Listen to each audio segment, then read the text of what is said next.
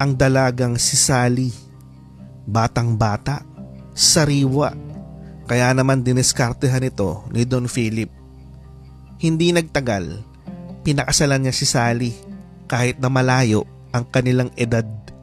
Pero isang gabi, habang tulog na ang lahat, nahuli ni Don Philip si Sally na kinakalkal ang baol ng kanyang kayamanan. Ginto, pera, mga mamahaling alahas, lahat nilalagay niya sa bag na para bang matagal nang pinagplanuhan. Nag-init ang dugo ni Don Philip. Nilabas niya ang kanyang baril at itinutok kay Sally. Bago natin ituloy yan, bumalik muna tayo sa eksena kung saan itinulak ni Don Philip si Doña Maria sa bangin. Nagpagulong-gulong si Doña Maria pero nakahawak siya sa isang sanga at dahan-dahan siyang nakababa sa bangin. Sugatan pero nabuhay siya. Nasugatan ang kanyang binti kaya hindi siya makatayo. Inabot siya ng gabi sa gitna ng gubat. Uhaw at gutom ang naranasan ni Doña Maria. Sa gitna ng dilim, may nakita siyang kumikinang na prutas. Sa sobrang gutom, kinagat niya ang prutas at bigla siyang nakatulog. Wala siyang kamalay-malay. May malaking pagbabago ang nangyari kay Doña Maria. Nawala ang kanyang kulubot.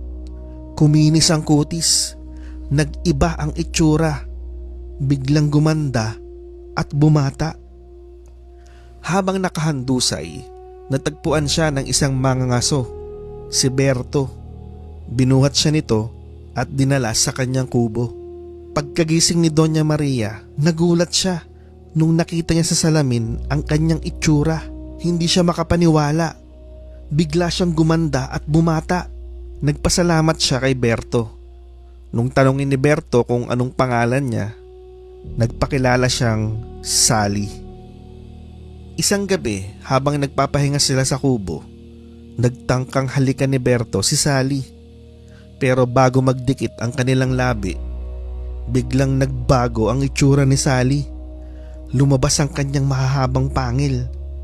Humaba at tumalas ang kanyang mga kuko. At sa isang iglap, sinakmal niya si Berto. Binutas ang tiyan gamit ang kanyang mga kuko at kinain yung lamang loob ng kawawang mangangaso. Hindi na siya si Doña Maria, hindi na rin siya si Sally. Isa na siyang mabangis na halimaw na puno ng galit at paghihiganti.